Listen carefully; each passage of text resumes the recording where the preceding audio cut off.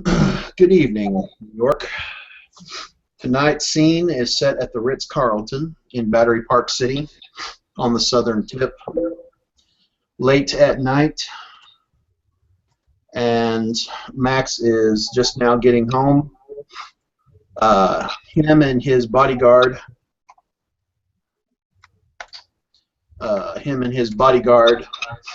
Sergeant Drescher, are walking in, and Sergeant is so he actually went along with it. He actually went along with it. Well, yes, Sergeant, he did go along with it because it makes complete and total sense. Nobody else in this damn town has stepped up to the plate, so leave it to the Ventrue to take care of business as always. And it's like, cool. But how are you going to watch it all? And Max goes, now that is a good question. That is a rather tall order.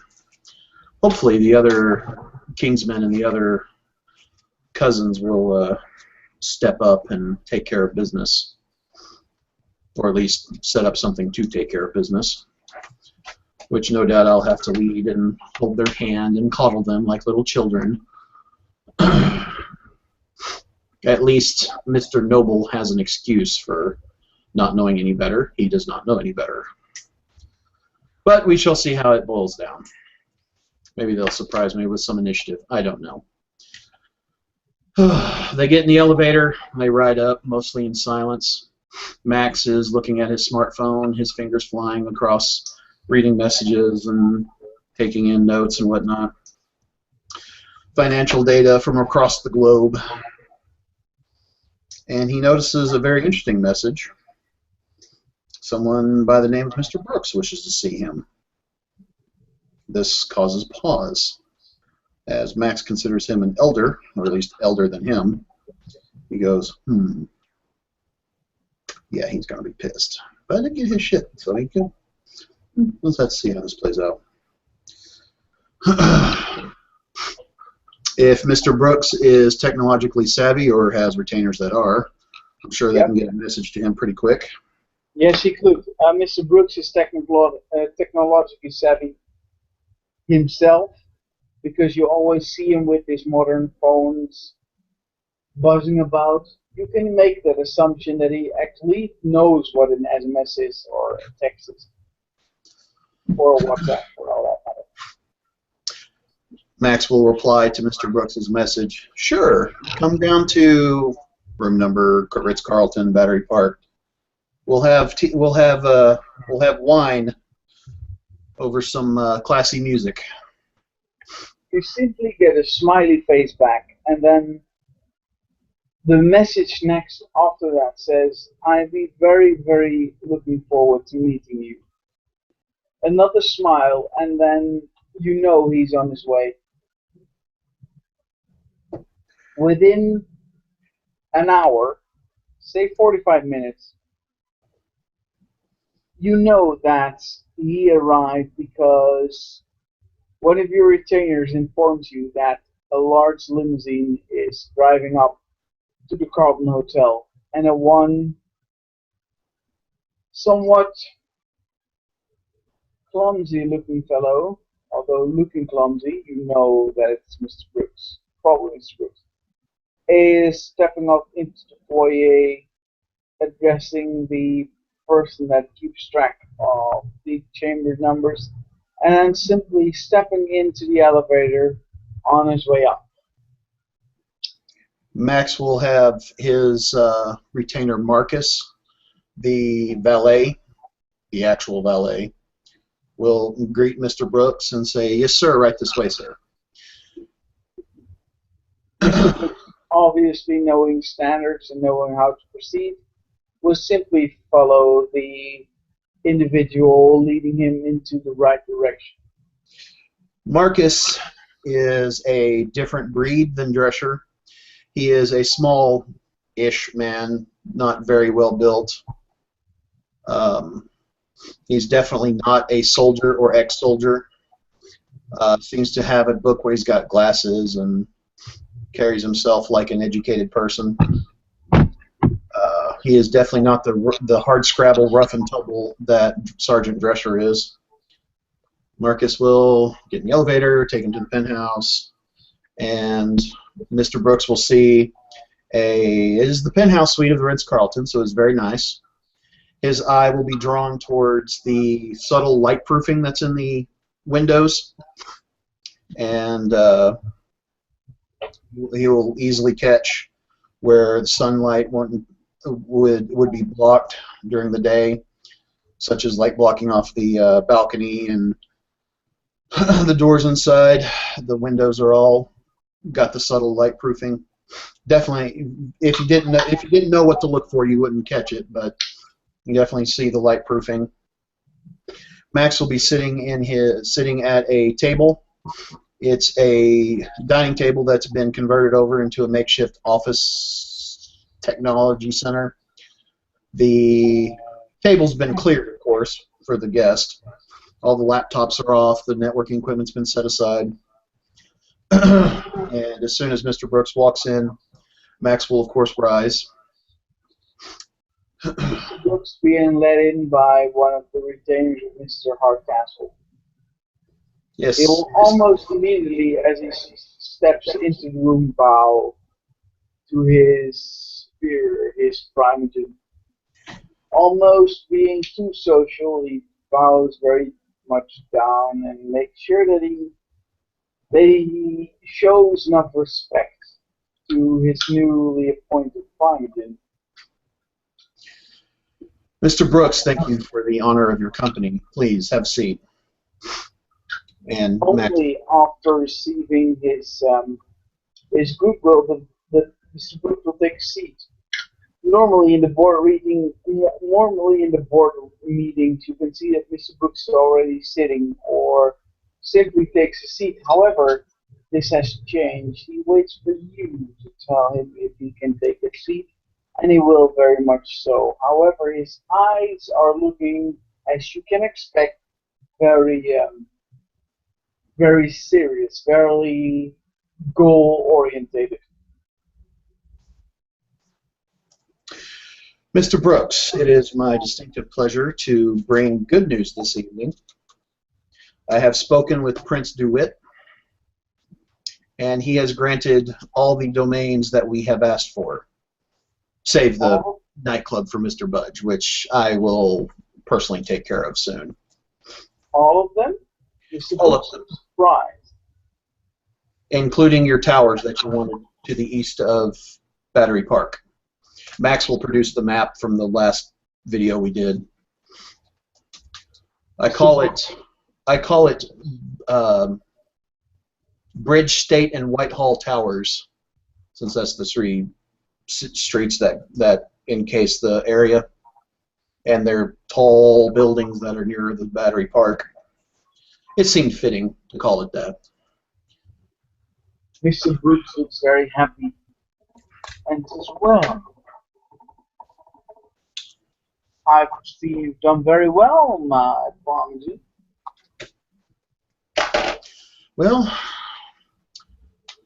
yes, we got the domain, we got the meeting place, and we got everything lined out. My only minor wrinkle to the plan was the lack of a nightclub, but seeing as how the other domains got granted, I would consider this a victory. Isn't that a little Tremere to get a little Toreador to get a nightclub? We don't need clubs. A little gentleman's club would suffice, don't you think?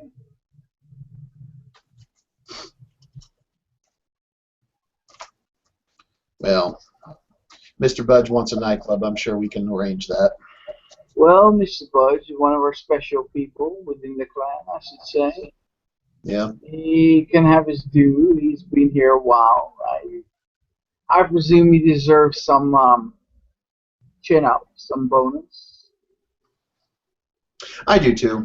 I just make sure that he acknowledges the fact that you have to actually go ahead. Make sure that this happens. Yes, I'll most definitely get the nightclub in the next round of of next round of domains that I get. Now, there was a question I wanted to ask you since you're here. Well, I think we are at the same accord, Mr. Hardcastle, my Primogen sir. I do have a question, but you as Primogen, please feel free to have your question noticed. Well, I saw via the Harpies that you two are looking for a coterie. That's correct. See, as I noticed that when the prince made his announcement, my name wasn't mentioned among the kingsmen. I assumed that you went against boardroom decision and decided that you'd rather have within your group of influentials Mr. Budge instead of myself, which makes me, which I am surprised of very much, and I can't help but feel somewhat offended that Nosferatu would get a place within your illustrious group, Kingsmen, instead of me being a full-blood Ventru. Nosferatu? Oh, sorry, did I say Nosferatu? Something smells like that. I mean a Ravnos. Ah. Mr. Mr. Budge has a place of honor on our court, or on our boardroom. He has been an ally of the clan, and he has supported us wholeheartedly. Like That being said, I would not want to denigrate an elder of Clan Ventru from anything Ventru related, whether I sit on it or not. However, having three of the most influential Ventru, sitting on one coterie does seem a bit heavy-handed.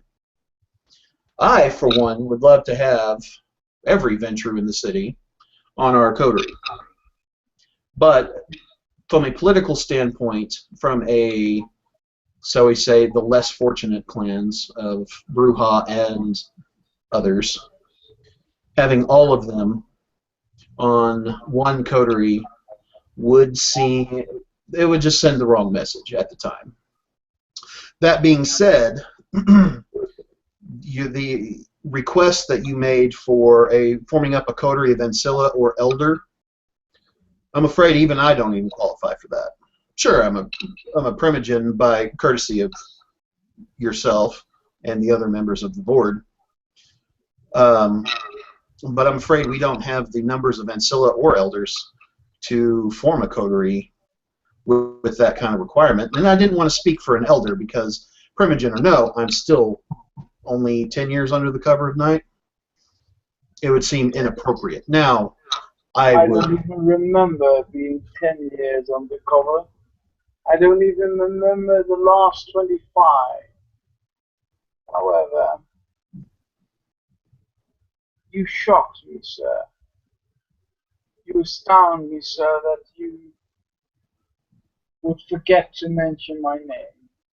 Kingsman sounds so prestigious, so very righteous. However, the fact that you explained to me that you would take into consideration rather a weaker member of the Ventru rather than its strongest, in order to make sure that I would be added up to another coterie for our personal and even, may I say, clan influence. Some seems to consider it. However, I must say that I feel that some other bloodlines might feel slighted, if not say, consider my position weak, if my own Primogen chooses me over what some, and I do mean some, consider to be a stain upon Ventrue society, being a Ravnos and all. I do believe some know.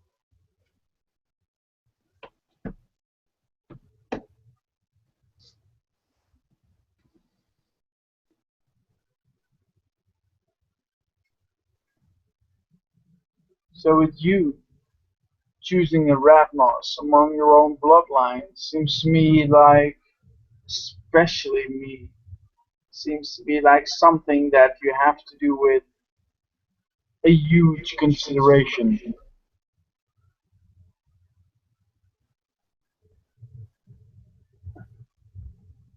If I have given offense to a fellow cousin, I sincerely apologize. Well, Mr. Hardcastle, I do believe, since I was in the city prior to you, my reputation precedes me as being an ancile within this family, although I've been in Sile for quite some time. Now, I do not mind being considered an elder, although it must be a young elder within the estimations of the prince. You might consider this offensive. However, my generation is not new. We've been around.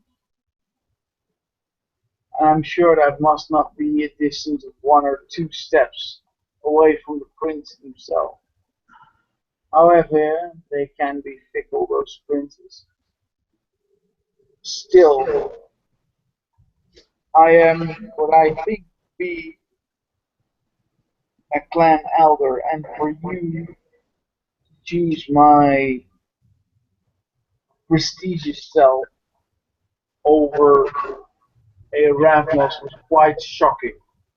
Now I do understand the way you chose.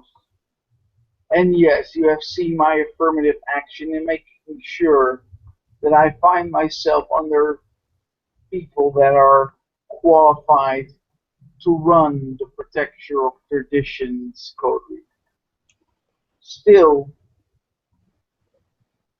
I do feel that the Ventrue very much could use someone as myself to represent them as a much more knowledgeable person, if you know what I mean.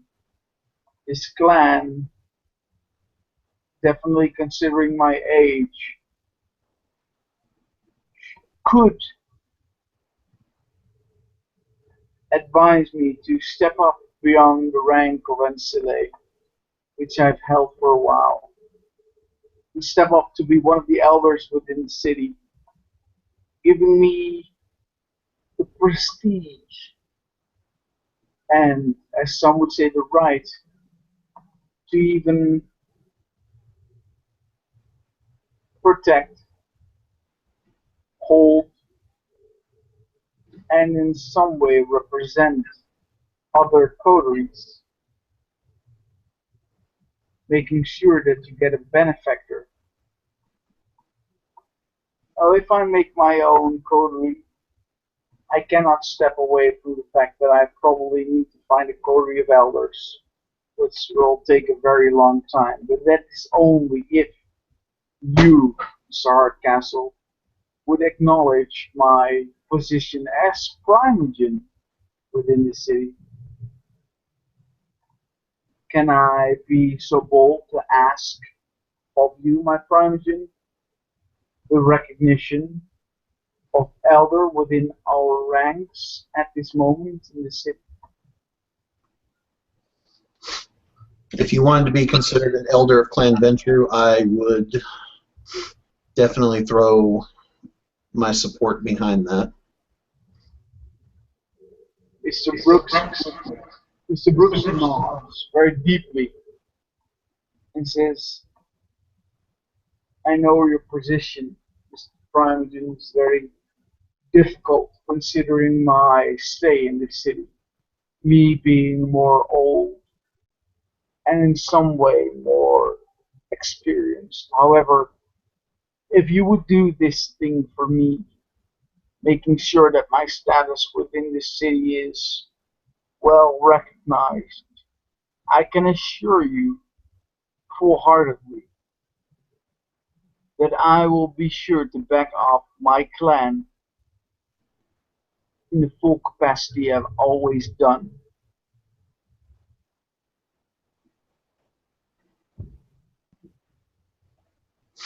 I see no flaw with that. You've certainly earned the right to call yourself an elder, at least in my eyes. Mr. Brooks nods again, very politely, and says, I think it's time for me to send an official letter to the Harpies, and with your permission, I would like to write this letter to Mr. Castellanos, him not being a Ventru or Ramnos, making sure that I get the most neutral party within the city. Would you concur? He would be the most neutral. However, he does sit on the board of the Kingsmen, or sit as a Kingsman. We do control both Harpies. Right.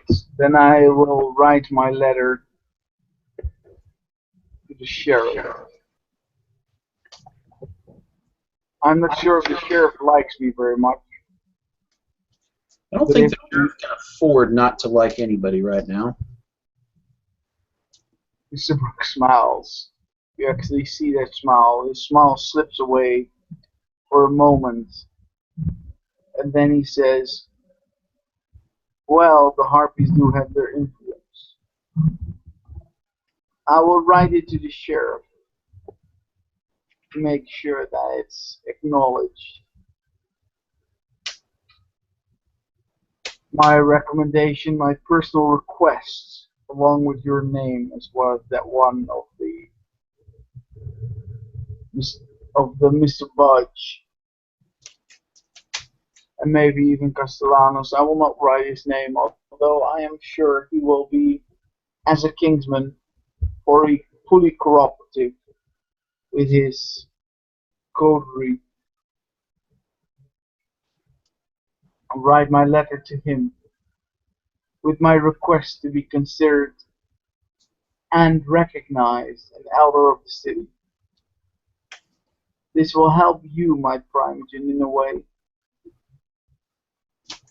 If you have the backing of an elder, you will be considered much more influential than just being alone. I am happy to connect my name to you, Mr. Hardcastle. But do remember, the old standards within the eyes of this particular prince hold high value. Next time you pass your own clan elder, he might ask questions why. Let's make sure that he doesn't ask questions we do not want to answer. Understood.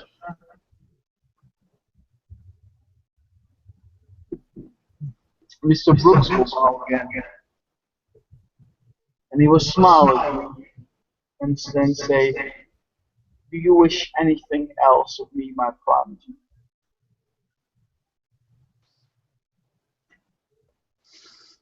No, Mr. Brooks. I believe if our business is concluded,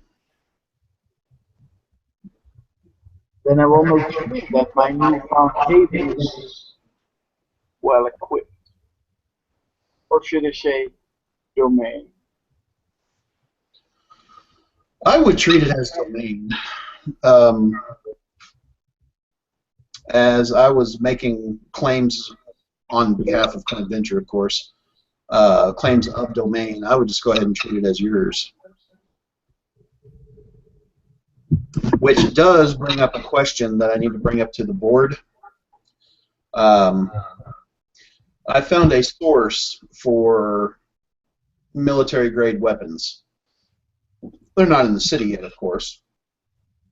but we need to start a security company where we can secure our assets with force necessary to defend against anything, You everything. want the security business to be supported by all Ventru?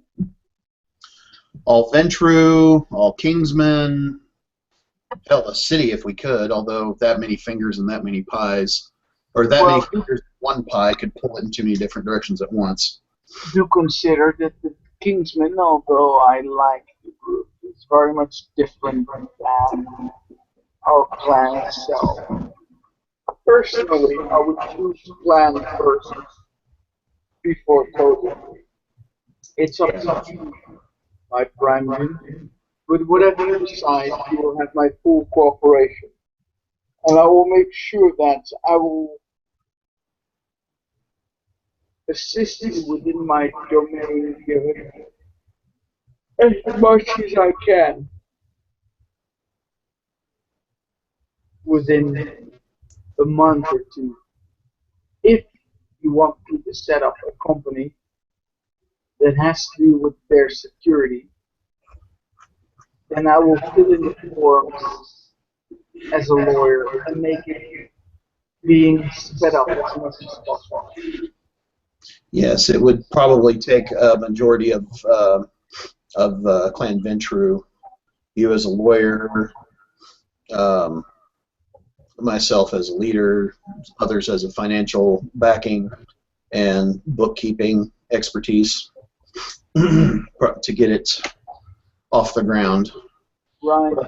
But when you're done with every proceeding and you're up to getting the right form, the right forms and the right ways of conducting to make sure that this company becomes a legitimate one, contact me again, and we will see if I can give you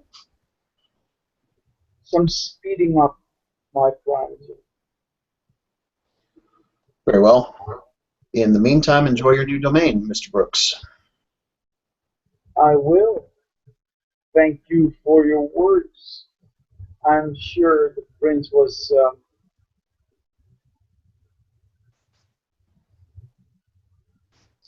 He was nice as always. He was overjoyed. Really, at this moment, the Brooks actually shows his real emotions. He's generally surprised the prince is actually happy.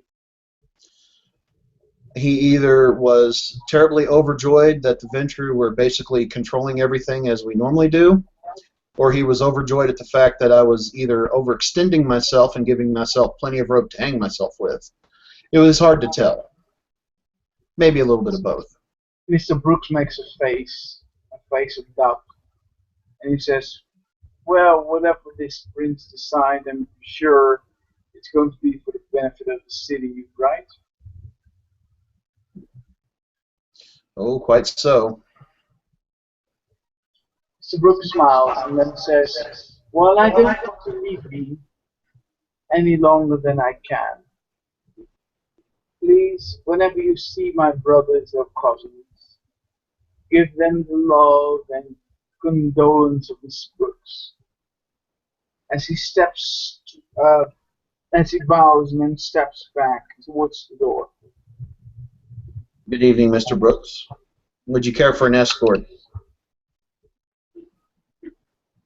Actually, during this time of night, I wouldn't mind. Max will get up, and at first Drescher starts to stand up, and then Max kind of waves him off with that subtle nod, and then Max will escort Mr. Brooks down to his pimped limo that Mr. Brooks rides in. Actually, on the way downstairs, so to speak, Mr. Brooks will use his phone to call in the limo. But indeed, when you're both downstairs and up the entrance, you will see a limo standing there waiting with the motor still running, like it just arrived.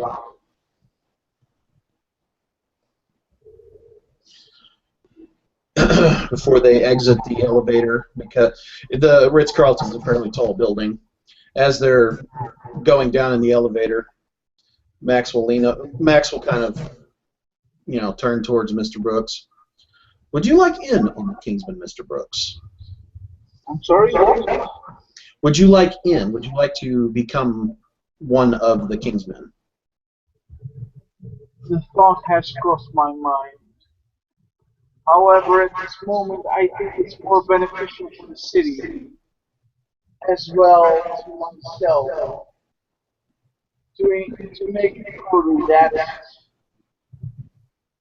entices, as well as makes a sort of beneficiary moment of increasing status and making sure that I do not and will not be found among those who I consider plebs, which means I am still looking for a good name and a way we will conduct ourselves. However, I did decide, since Mr. Budge has joined the illustrious Kingsman, to find my own way, and indeed find my own way in handling my new, hopefully soon to found Kobe. Very good, sir. Very good. We stand ready to be of assistance if you need it. I am sure you will be a friend of the Kobe Owls Guard, because you and I have the same plan in mind to make sure the ultimate survival of the venture within this city. Yes. Well, it's not just survival, but prosperity as well. Survival first, prosperity later.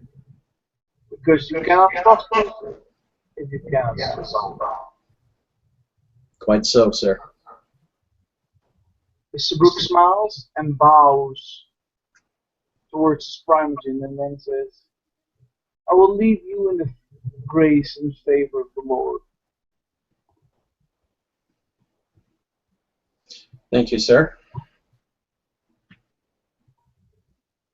At that moment, Mr. Brooks will walk towards the entrance where indeed the limo that I described before is waiting for him. You can hear laughing of young voices. And as he steps in, you can hear the clinging of glasses, crystal or glass, no matter what. Glasses clinging together, toasting. Words are spoken, almost incomprehensible, as the limousine drives off into the night, probably celebrating something or someone. Well, as soon as Mr. Brooks leaves, Max will watch the limo drive off, and you will hear, well, you won't hear it, but he'll let out a very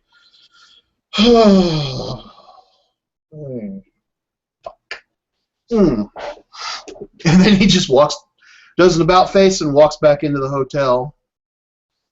In the elevator on the way up, he's just going, oh, fuck, this is just what I need. Elder is pissed at me. Oh, shit. I get the man what he wants, and he still hates me. Slides out the key to the hotel, to the door, pops it in, slams the door behind him. Drescher's leaning up against the bar. He's got a beer in his hand. He goes, well, gee, boss, that seemed to be painful. Sergeant, you have no idea. This is what I didn't want, is to have an elder gunning for me over some perceived slight. It's not what I wanted, not what I needed, especially when I'm on the cusp of doing great things. Instead, now I've got a prince who either thinks I'm an idiot and overstretching, or who knows, maybe he actually does. No, he thinks I'm an idiot. And I've got my elder of my own clan who looked like he's ready to skin me alive. despite the fact I couldn't just throw him in there. I'm not going to speak for an elder and put him in a coterie against his wishes, or without even his word.